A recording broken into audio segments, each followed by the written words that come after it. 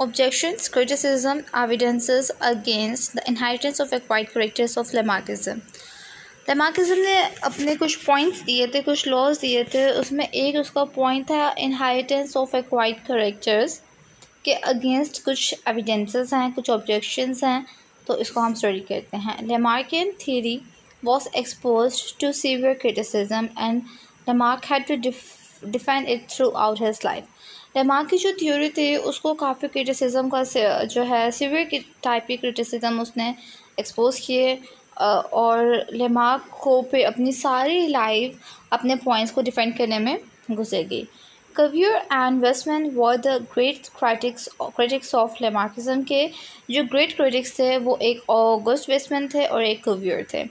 कुछ ऑब्जेक्शंस जो थे वो Lamarck could not answer were, उसने कहीं पे भी उनके आंसर्स नहीं दिए। Some objections which even Lamarck could not answer were tendency to increase in size, कि किसी भी ऑर्गन के अंदर ये एबिलिटी होना कि वो साइज़ में इंक्रीज़ कर जाए, एक ये पॉइंट है ऑब्जेक्शन के अगेंस्ट। तो let's see, has been noted in many forms, ये देखा गया है कि but many times evolution causes reduction in size, ये भी देखा गया है कि साइज़ में इंक्रीज होने की एबिलिटी होती है, लेकिन एवोल्यूशन में ज़्यादा टाइम ये देखा गया है कि साइज़ में कमी होती है, कमी होने की वजह होती है। एवोल्यूशन जो है वो कॉज करती है साइज़ में रिडक्शन। एग्जांपल कहती है a person constantly busy in reading and writing, एक पर्सन है वो कॉन्स्टेंटली लगातार पढ़ रहा है, कुछ लिख रहा है, and using their eyes more than other, और वो अपनी आइज़ को ज़्यादा यूज़ कर रहा है बाकी सबके कंपैरिजन में। ऑफन डेवलप इम्पेयर्ड साइट, तो उसको क्या हो जाएगा, आंखों की ख़राबी हो जाएगी क्योंकि आइज़ बहुत ज़्यादा यूज़ हो रही हैं। तो बाकी लोग इतना रीड नहीं कर रहे, इतना राइट नहीं कर रहे, तो आंखों को इतना यूज़ ही नहीं हो रहा, तो उनको फ़र्क नहीं पड़ेगा साइट पे। तो इस पॉइंट में ये कहने का मतलब इनका ये है कि टेंडेंसी साइज़ में इंक्रीज़ होती है, लेकिन एवोल्यूशन में मैक्सिमम साइज़ में कमी होती है, और एग्जांपल इन्होंने आई साइट की दी है। New organs develop when the organism feel their need is also not true. एक और पॉइंट है कि जो न्यू ऑर्गन्स डेवलप होते हैं जब ऑर्गेनिज्म को उनकी ज़रूरत होती है, तो ये भी सही नहीं है। ये सही क्यों नहीं है?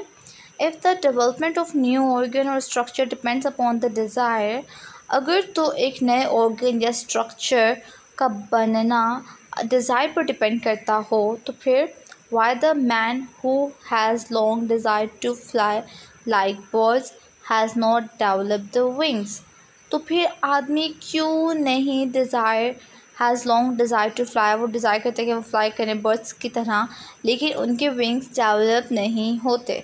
तो ये एग्ज़ाम्पल इसमें इन्होंने दे दी है बर्ड्स विंग्स की, कि मैन भी चाहता है वो उड़े, लेकिन उसके विंग्स क्यों डेवलप नहीं होते। और थर्ड रिजेक्शन पॉइंट है जी, क्रिटिसिज्म पॉइंट है, reaction to the environment have some weightage, कि एनवायरनमेंट का जो रिएक्शन होता है उसका भी कुछ ना कुछ वेट होता है पॉइंट्स पे। Organisms react to the environment, organism environment के साथ रिएक्ट करते हैं, but environment causes temporary changes in their organisation, environment क्या करता है, कॉज करता है थोड़ी सी चेंजेस उसकी ऑर्गेनाइजेशन में। These changes can not be inherited to the offspring, वो चेंजेस ऑफस्प्रिंग के इनहेरिटेड में कोई भी चेंज नहीं ला सकते। Similarly, it could not be understood that how use or disuse of an organ will produce a change in size.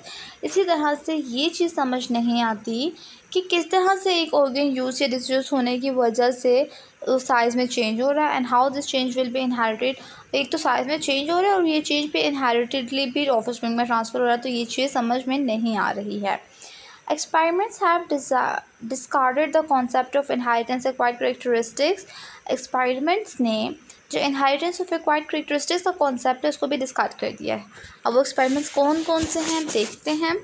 If one of the parents become blind और def और लेम before producing the offspring, अगर कोई एक parent अंधा हो जाता है, बहरा हो जाता है, लंगड़ा हो जाता है ऑफस्प्रिंग प्रोड्यूस करने से पहले ही, they do not produce blind, deaf और लेम ऑफस्प्रिंग, तो वो क्या करेंगे, वो ब्लाइंड, डेफ और लेम ऑफस्प्रिंग प्रोड्यूस नहीं करेंगे। इन केस अगर तो उनकी जीन्स में ये चीज़ हो तो जीन से ये चीज़ ट्रांसफ़र करती है, वैसे ट्रांसफ़र नहीं करती। म्यूटिलेशंस, हाथ पैर काटना and wounds of parents do not appear in the offspring. अगर तो पेरेंट्स को कोई ज़ख़म या कोई हाथ पैर कट जाता है तो लाजमी तो ये बिल्कुल भी नहीं है कि उनके ऑफस्प्रिंग भी किसी ज़ख़म के साथ प्रोड्यूस होंगे या कोई हाथ पैर उनका नहीं होगा। Small feet in Chinese women में कुछ स्मॉल फीट्स हैं। Piercing of nose and ears और नोज़ में पायर्सिंग होती है अक्सर पाकिस्तान वुमेन में।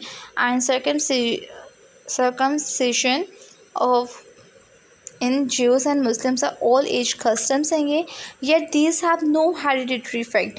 इन सारी चीज़ों में कोई हेरिडिटरी इफेक्ट नहीं है, ये एनवायरमेंटल इफेक्ट है कि कुछ में स्मॉल फीट है, पायर्सिंग हम बाद में करवा रहे हैं। तो ऐसा बिल्कुल भी नहीं होता कि बार बार जो प्रोसेसेस हो रहे हैं तो इसी तरह की फिर जनरेशन प्रोड्यूस होगी कि उनके पहले से ये सारे काम हुए होंगे, ऐसा नहीं होता। The strong muscles of wrestler are not inherited by his children. अब किसी रेसलर के अगर स्ट्रॉन्ग मसल्स हैं तो वो स्ट्रॉन्ग मसल्स उसके चिल्ड्रन में इनहेरिटेडली ट्रांसफ़र नहीं होते। ऑगस्ट वेस्टमैन ने 1904 में उसके फेमस एक्सपेरिमेंट में उसने बताया, cut off the tails of rats for about 80 generations तक उसने रैट्स की टेल्स को कट करता रहा वो, but tailless offspring were never born. इसका एक्सपेरिमेंट कुछ इस तरह से है कि इसने जो हमारा पॉइंट है इनहेरिटेंस ऑफ एक्वायर्ड करेक्टर्स, जो इनहेरिटेंटली जो करेक्टर एक्वायर्ड किया जाता है वो कैसे है, इसने बताया कि इसने एक रैट लिया, उस रैट की टेल को कट कर दिया और फिर इनको जाने दिया और फिर जो ऑफस्प्रिंग प्रोड्यूस हुए वो टेल वाले ही थे।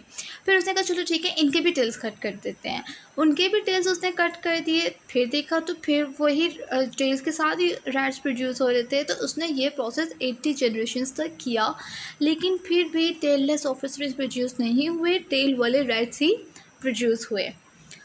पावलोव और रशियन फिजियोलॉजिस्ट। पावलोव एक रशियन फिजियोलॉजिस्ट है जिसने माइस को ट्रेन किया to come to food on hearing the bell, कि वो फूड की तरफ पहुँचे जब वो कोई बेल को हेयर करे और उसके बाद वो फूड तक पहुँच जाए।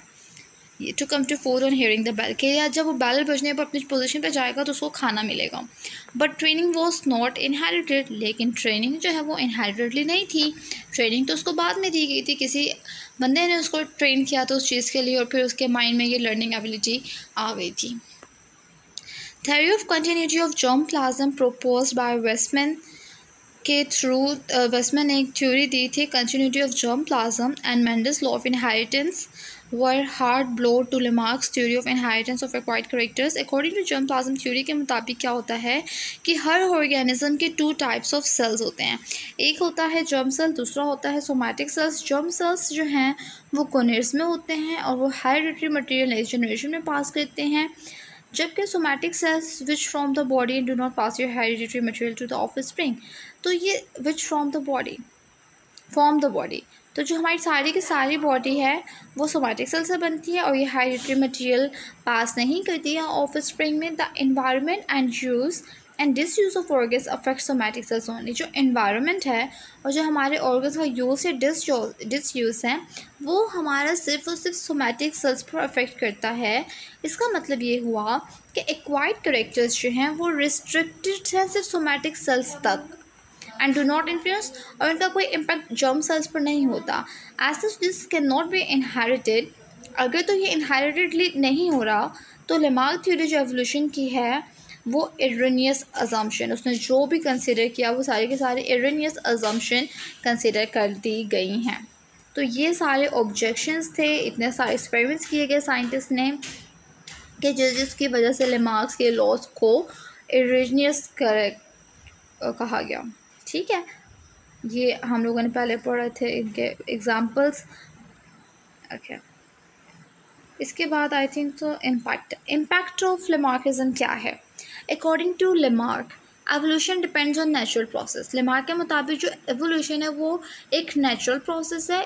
These processes the inheritance of acquired characters and the effect of use and disuse were later proof incorrect but nevertheless had the important advantage. ये जो प्रोसेसेस हैं इनहेरिटेंस एक्वायर्ड कैरेक्टर्स जो यूज़ और डिसयूज़ का जो इफ़ेक्ट है ये बाद में प्रूफ किए गए कि ये इनकरेक्ट हैं, लेकिन nevertheless had the important advantage that they were uniformation in principle and did not immediately rely on supernatural or catastrophic events। लेकिन कभी इनकी इम्पॉर्टेंट जो एडवांटेज है वो कम नहीं था, इनकी इम्पॉर्टेंस थी। दैट दे वो यूनिफॉर्मिटेरियन इन प्रिंसिपल में थे और इमीडिएटली रिलाई ऑन सुपरनेचुरल पे किए गए और कैटास्ट्रोफिक इवेंट्स पर।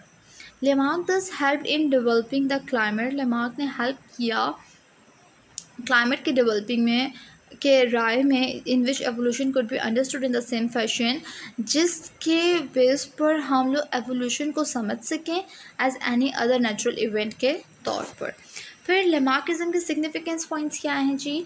लेमार्किज्म थ्योरी बहुत सिंपल थी, उसके इट हैज़ सम अपील्स थी उसमें कि कुछ as it provided a way, क्योंकि लेमार्क्स की वजह से ही एक वे मिला in which changes in organism could come about, जिससे ये पता चला कि ऑर्गेनिज्म के अंदर जो चेंजेस आती हैं वो किसी न किसी चीज़ के मुताबिक वो चेंजेस आती हैं। It was the first completely all inclusive mechanistic thinking of living thing and machine, कि कम्प्लीटली ऑल इंक्लूसिव मैकेनिस्टिक था कि जो लिविंग थिंग है वो एक मशीन के तौर पर है। मैकेनिस्टिक थ्योरी थी जो कि ऑफर की गई थी। The Lamarckism theory enjoyed popular acceptance for near about 70 years तक इसने कम्प्लीटली एंजॉय किया अपने एक्सेप्टेंस की थ्योरी को, because it was exemplified by many common examples के साथ ये बहुत ज़्यादा कॉमन थी। Most person know the exercise result in larger muscles, बहुत ज़्यादा पर्सन जो हैं वो एक्सरसाइज करते हैं और रिजल्ट में उनके लार्जर मसल्स होते हैं। So is all about objections, impact and significance of Lamarck's.